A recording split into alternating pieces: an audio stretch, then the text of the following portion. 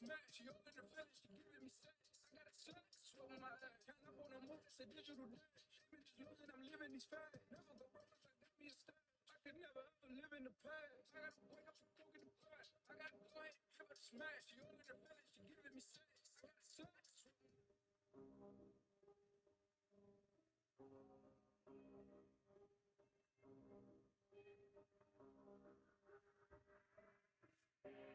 I gotta wake up and go get the pot. I gotta go ahead, have a smash. You all in the village, you giving me sex. I got a slack, sweat on my ass. Can't up on the move, it's a digital dash. Images losing, I'm living these facts. Never go wrong, I got me a stash. I could never ever live in the past. I gotta wake up and go get the pot. I gotta go ahead, have a smash. You all in the village, you giving me sex. I got a slack, sweat on my ass. Commander secondary, because it's not just the front. The back end is married to the front. Here's Cam Curl coming in motion on Brandon Cooks. This is opening drive of the game. That's Kendall Fuller up at the top. Kendall Fuller up at the top is just reading this route.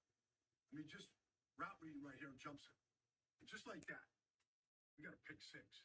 And the whole Commander sideline explodes. All right, up 7-0. Got 2 minutes into the game. That's a good start. Then there's Cam Curl. Remember Cam Curl? 7th round pick out of Arkansas. There he is, 31. A couple of years ago, when the Commanders won the East, and he was a big part of it. Him and Chase Young. Like, here he is, just reading. Like, here he is, just picking up O.J. Howard. Not letting him run his route.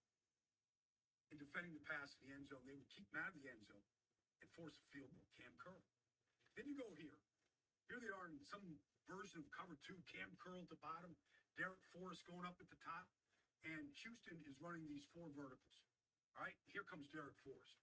Benjamin St. Jude's down at the bottom against Cooks. Tip passes are intercepted passes. You got to believe that. But when you watch this interception by Derek Forrest, his second one in 2 games, 3 takeaways in 2 games, you go watch the range that he has. Like, he's on the other side of the field right here, and he's just reading the flow. He's got that seam. Watch him dig them. Dig, dig, dig, dig. Oh. And then get that shoulder in bounds. Possess the ball. Like, this Derek Forrest is becoming a force. Forrest is a force. Him and Cam Curl in the back end looking like a pretty good safety tandem to me. Guys like Mongo and Fridge and Hampton, along with Richard Dent. So when you run this double twist stunt right here from both sides, Allen over here, Deron Payne coming with Sweat, and they're just collapsing the pocket. Here comes Montez Sweat right at Davis Mills. He's got a paw on him. Can't get him to the ground. That's Jonathan Allen's shot to finish it. You don't think these sacks are important? You don't think these sacks, a chance to get a hat trick is important right there to Montez Sweat? And look at this going on over here. This is what's beautiful. It's the club. Like, it's a secret handshake club right here. Like, you're so happy, like, you just start inventing shakes. Like, you just want to, like, celebrate. Look at these 2 guys. Like, they're having, it's like summer camp. Let's get the shake going. This is fun stuff. Pierce came in as the 5th leading rusher in the NFL Sunday. He gained 8 yards in 10 carries. Because guys like Jonathan Allen were defeating blocks so quickly that, honestly, the best thing you could do is just get the police tape out. Get the chalk out. Just chalk the body. That's what it looks like. A police investigation right there. Jonathan Allen throwing Pierce around like he's a rag doll. Right? Now, this Jonathan Allen just ruined. They all ruined this left guard. He's a rookie, Kenyon Green. Like, look at this athletic ability of Jonathan Allen. Just bounces right up. Like, this is like tumbling class. All coming back because of the holding call. Now, this bear club, this move that really, see this chop? He's trying to chop Green's hand down. Then he clubs. Now, what he does is it takes the hands away, the biggest weapons that the guard has, and he just takes them right back into Davis Mills' side. You know, then it was Deron Payne's shot. Like, they're all lining up over the left side. Like just chop that right hand, that left hand down. Bam. Now, what you do is you club, you swim, and then you close. Davis Mills got up and out. And then, where's Montez Sweat? Like, he wants to get in on this action, too. Like, you can chip him. He'll fall into his twist. And if Davis Mills tries to get away from him, he's getting away from Sweat. He's been doing that all year long. Like, just clean takedown. 2 points on a wrestling match for that takedown. And you know what's a good sign? Defensive linemen are skipping. When they're skipping, they're having fun. Honestly, here you go. Chop, chop, club, and then just walk right back in. You just basically disarm him. Like he's taking his greatest weapons away. Another holding call. Take that, catch and run away. It's all coming back. And then this is probably the biggest and happiest moment of Davis Mills' first half. Like victory formation, just give me the snap. Let's wave the white flag. Do we have to come out for the second half after what you just did to me in that first half? Can somebody else take this job? Like it was as dominant as it gets. Washington Commander defensive line was absolutely dominant. And you know, it's Monday. And I always liked a little Monday night. Let's watch John Ridgeway just stack the guard here. Like that's exactly how you do it. Power step, stack the guard. Now, read the middle screen. Damian Pierce, little spot screen. So here we go. Monday Night Raw. This is the reverse suplex right here. The reverse flying suplex. Like you just don't see this. And I know we got a flag for it, but so what? Like just screenshot that. If you're a Commander fan and you just won 5 out of 6 and nobody can score more than 21 points on you, and you got a backup defensive tackle named Ridgeway, just picking up Damian Pierce and spinning him and flipping him sideways. Like, can I get a flex? Can I get a flex on that one right there, Ridgeway? That's it, man. That's how this Commanders team is playing. That's what we're dealing with. It's nasty inside there. It ain't fun. It's nasty. That's the way it's got to be. It's just got to be that way. That's right. It just got to be that way. Welcome back. Week 12, Sports on the Hill podcast. CP3 coming to you live on location. Different spot, different locale. You never know when I'm going to pop up there. Got things working, things moving. It's a beautiful football Sunday. We got a little bit of rain, but that's that NFC football weather when you got to run the ball, pound the ball, and get the job done. Welcome. Week 12, Washington Commanders 6-5 going against the Atlanta Falcons 5-6. Wild card implications on the line, playoff implications on the line, and the Washington Commanders have their own destiny in their own hands. We got Atlanta this week. You got the Giants next week, a bye. The Giants after that. The 49ers, who are a spot ahead of the Commanders in the wild card race, and then the Cowboys. So this team continues to play well. They won 5 out of 6, playing team ball. It's not about one person. It's not about one unit. It's about the whole team, all 3 phases of the team playing well together and finding a way to win. That's what it's all about. That's football. Not about the punt return or not averaging 10 yards or not having a return over 30 yards. Not Taylor Heineke can't do this, can't do that. Oh, the defense should have more sacks. They're giving up 21 points. They should be giving up less. Cut that BS out. This is not Madden. This is the NFL where everybody gets paid to play well. And this team is playing well, so stop complaining on a team that's won 5 out of 6. But I'm not going to dampen the mood because this is a great day. It's going to be a great day because I have the Washington Commanders beating the Atlanta Falcons. For one, because they're without one of their few offensive receiving weapons, Kyle Pitts. Tight end, he's on IR. Granted, they have Drake London, rookie, standout wide receiver. And you have Marcus Mariota at quarterback. This team is a run-heavy team. The Commanders have been stopping the run and have been, defending the running, the mobile quarterback very well this season, which has normally been an issue for this team. So, to me, this definitely should be a victory. Put this team at 7-5 and in firm control of its own destiny. Let's go over some of the numbers. I'm not trying to be too long because I know I'm on a little bit later, and other pregame shows that y'all probably want to check out is coming up soon. So I'm going to give you the raw, uncut numbers and all that other clickbait and anonymous source stuff they be talking on the other shows. I'll let y'all feed off of that because, we don't do that here. Heineke, 90 for 148, 1,031 yards, 5 touchdowns, 4 interceptions, 81.8 quarterback rating. Marcus Mariota, 156 for 251, 1,878 yards, 13 touchdowns, and 7 interceptions with a 90.7 quarterback rating. Cordell Patterson, who just came back off of the IR and last week broke the record for most kickoff return touchdowns by a player by scoring his 9th last week. And he is definitely an X factor, Swiss Army knife, and all of that good stuff you want to call him. Mad I didn't pick him up on fantasy football this year. Big Hurt beat me to him because I had him last year, and he definitely was a helpful person to have on your roster. He, as I said, he just came back off of the IR. He has 86 carries, and he's also their running back and can play wide receiver, kind of like Antonio Gibson, kick returner, run the ball, and catch the ball.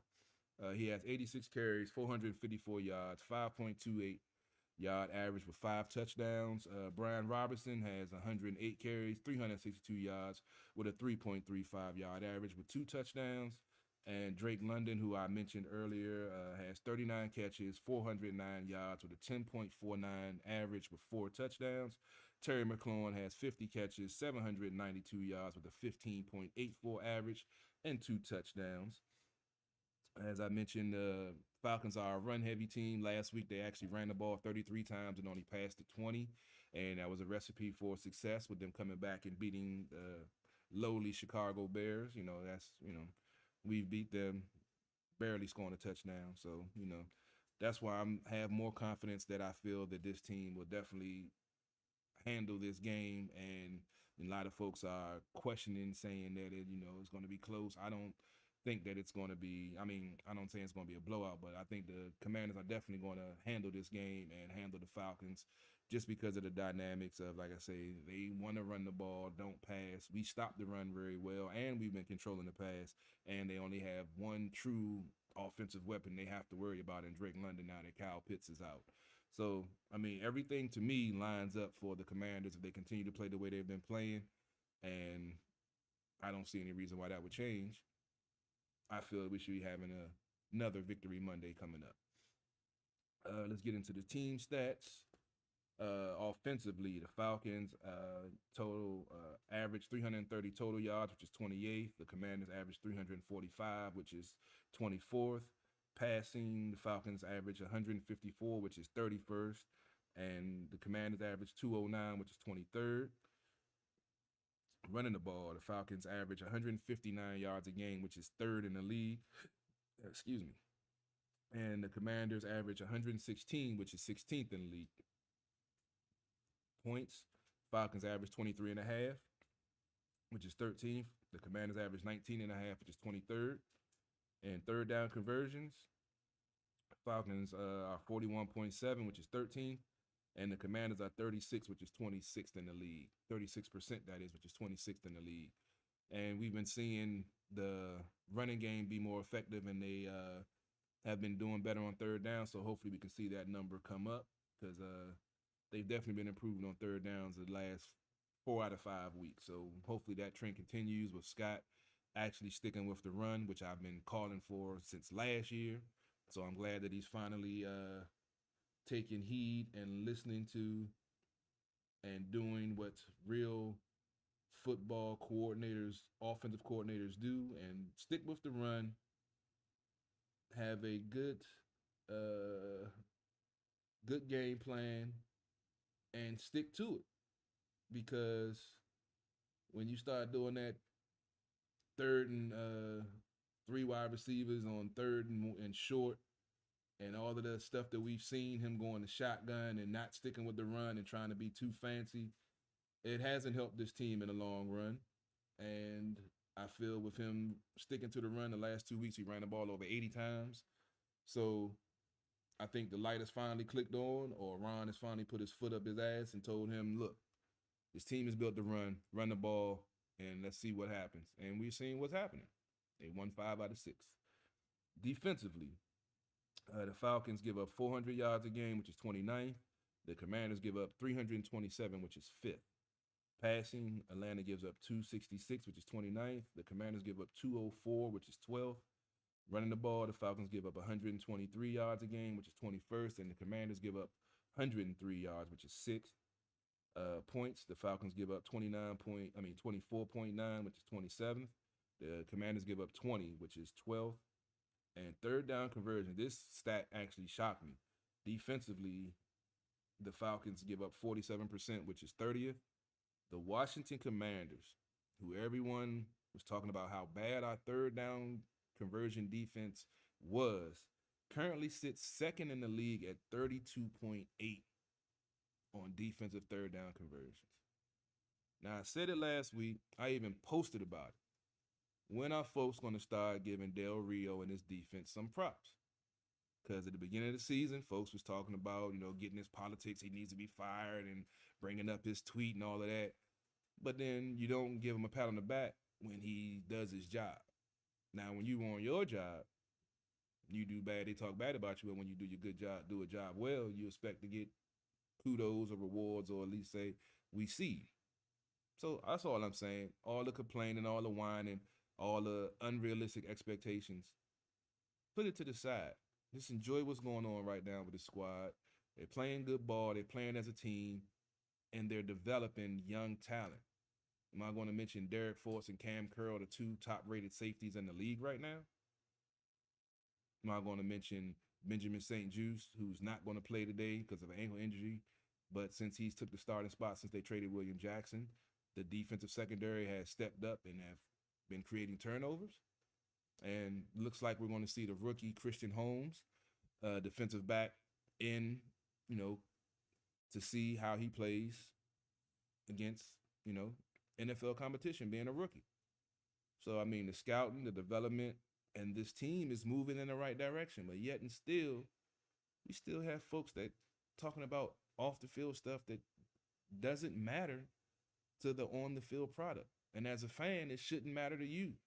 All that should matter about is what your team is doing on the field. But for some reason, this fan base get caught up in the extracurricular and can't enjoy winning 5 out of 6. Can't enjoy dominating teams. As you saw the video I played before we went on, Brian Baldinger, ex-NFL player and professional analyst, was breaking down his defense and the great things they've been doing. Have you heard one of the DC sports media do that besides me? No, because that's real sports journalism. And that's what we do here on Sports and Hill Podcast. If this is your first time checking us out, go check out the website, sportsothp.com. You want to check out my content, go check out my YouTube channel, Carol Porter III with 3 eyes, not the number 3. All of our shows are archived. All of our shows, videos, highlight videos, Facebook Lives, pregame shows, postgame shows, they're all on there. The apparel line, you can go to sportsothp.com, cop the hat, shirts, phone covers, pillows, all types of stuff. Just help support the movement. DC Sports are the politics. That's what we do. We don't give you that clickbait, that anonymous source, that BS that doesn't even matter. We bring you the real insight, knowledge, and let you know what's going on with this team for real. So CP3, live on location. I'll be back at you for the post game. Make sure you tune in. 30 minutes after the game, I should be ready to rock and roll.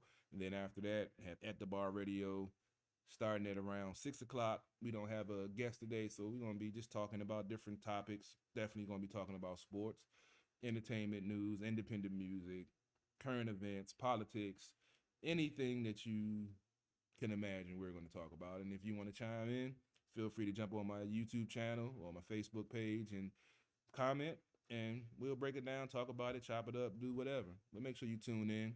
Appreciate all the support. Guess I'd say, it's a past, but happy Thanksgiving, everybody. Hope everybody had a good time with their family and friends and everything. And I'm about to get out of here and get ready for this game. DC Sports without the politics. It's not just a catchphrase. It's not just a motto. It's what we do. CP3, and I'm out. Catch you after the game. Hail to the Commanders, and let's go get this W. And I'm out.